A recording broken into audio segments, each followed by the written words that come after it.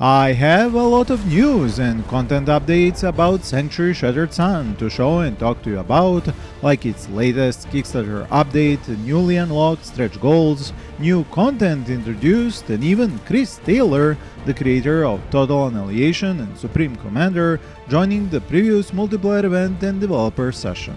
The next such event will come online on the 18th of August and will last until the 20th. I played in these myself, and while, as you know, this alpha version demo doesn't have a lot of functionality or units, it is still completely playable in up to 4v4 matches, while devs want more than 8 players in the final game. They had invited not just Chris Taylor, but also were joined by Brad Reb, the game designer for Subcom Forged Alliance, during their own multiplayer session.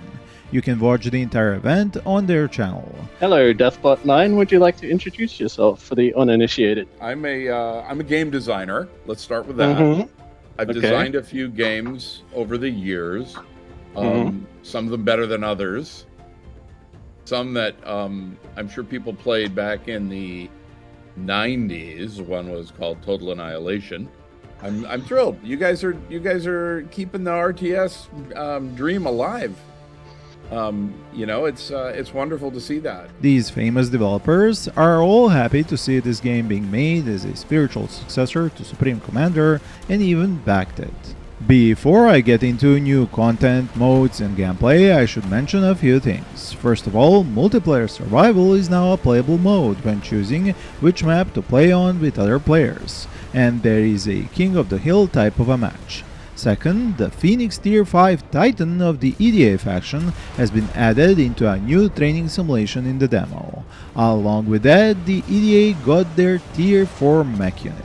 Third, the Kickstarter funding has passed $700,000. Wow, I know. And with it we unlocked the stretch goals for fronts. This is meant to be a new gameplay tool for commanding armies. Its design is yet to go through refinement, but right now it's a line drawn by the player onto which all newly produced units are grouped together and ready to fight together. Devs envisioned this command tool to be used to distribute several armies across the map and reinforce those armies as they fight, reducing micro needed to play Sanctuary Shattered Sun. And yes, you will be able to move that front line and even chain several ones together to get very complex commands. The bonus for unlocking this stretch goal is the Phantom Game mode. In this one, every player is part of the same team. Some of these players are actually imposters with a resource bonus. Their job is to try and keep their identity secret for as long as possible, and then reveal themselves and attack other players to try and win the match. I have never played anything like that, so if you have any idea how exactly that will work and feel like, tell me in the comments below. I did my part too and backed the game on Kickstarter. No, not as much as I did for Dwarf with my $1,000 pledge, and it's actually because after I did that, several people told me in private that I might want to rethink supporting individual projects with large sums, and that I should inspire other potential backers with smaller sums spread across more Kickstarter projects. As they said, and I think they might be right, by spending a lot on a single game, some people might think, okay, he pledged enough instead of many of us, and they don't pledge themselves. While if I were to pledge more often to more projects with smaller sums, more people might want to follow my action and do the same. After that whole situation, I'm going to give that approach a try, and you can tell me in the comments which approach do you think is more helpful to indie developers during Kickstarter. Anyway, with just 5 more days of this Kickstarter campaign remaining to us, devs revealed a few more stretch goals before the final one at $1 million. So between $700,000 and there, we have a new Auto Battler game mode stretch goal which has already been reached at $720,000.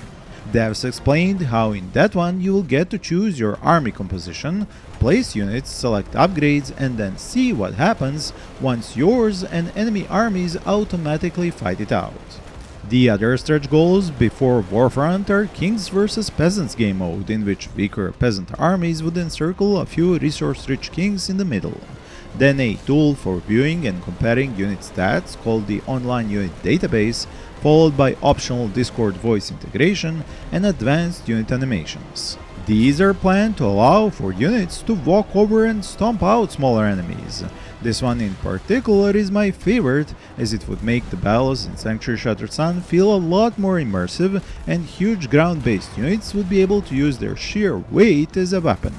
If you have any more examples of features which will help make these battles feel even more immersive, please share your ideas in the comments.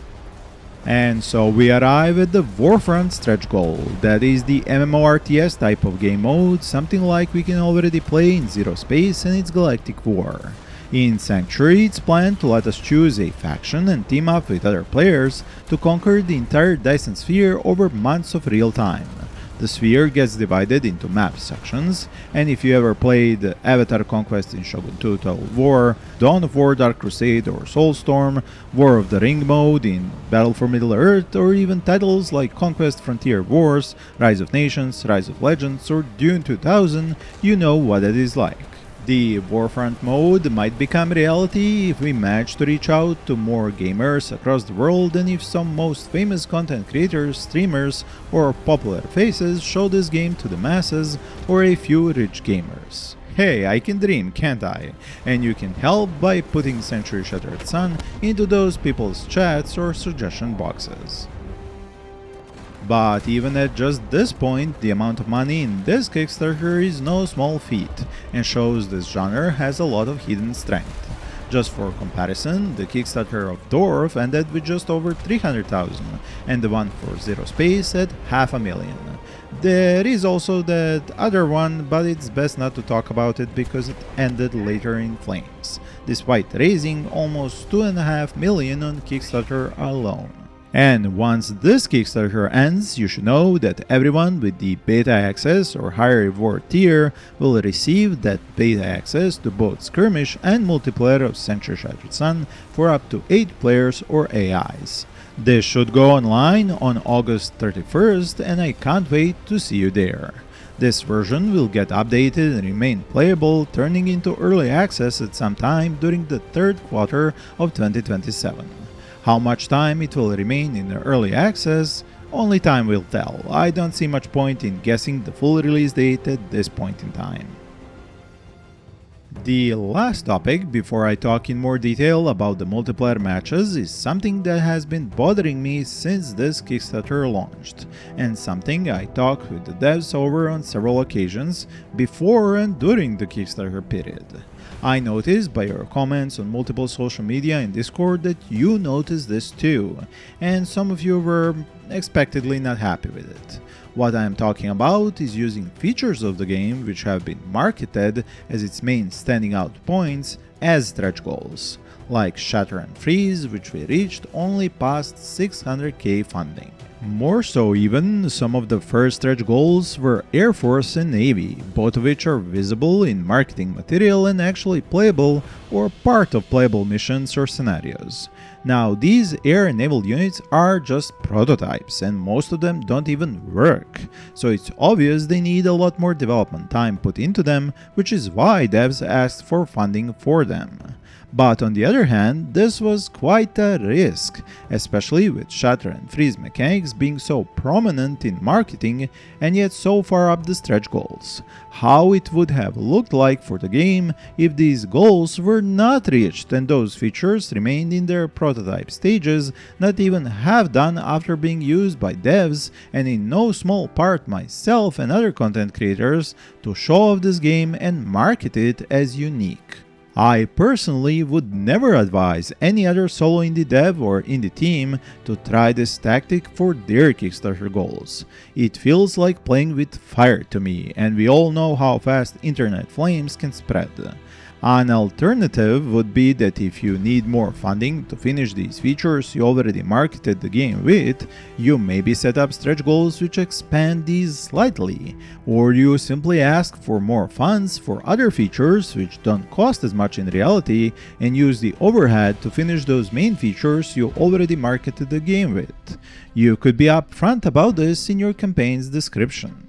I think the main reason this has even become an issue is the tactic of purposely setting up low starting goals.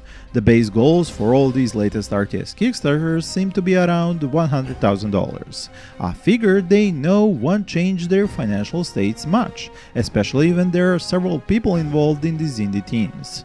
But what it does is allow for a marketing buzz to start when this base goal is reached in just a few hours after the campaign begins. Then you can go onto social media and say your Kickstarter campaign was funded in just 2 or 3 hours, and it's a sound marketing strategy to get people talking about your project, which doesn't end for another 30 days. But then you end up with a situation where you don't have enough money to actually finish the base game and all its marketed features without hitting some extra stretch goals. Which just sends us back to square one and the idea where I said you ask money for features as stretch goals which don't cost as much to finish but use the overhead to complete already marketed features. Would this be fixed by just asking more for your base goal and asking for 300k instead of 100k? Sure, but what happens if you don't reach 300k? Well, your whole Kickstarter project fails, and besides just the bad reputation, you also don't get a dime. It also seems to be a psychological effect in play, where people are more likely to kickstart a project with a small starting goal because it's more likely to be reached. I feel like I might as well make a whole video on this topic, as I feel like I've hijacked my own video and started talking about Kickstarter instead of Sanctuary. Now, I can't claim to be a marketing professional or expert, but just someone who has been talking to hundreds of game developers over the years and seeing a lot behind the curtain while following hundreds of game projects.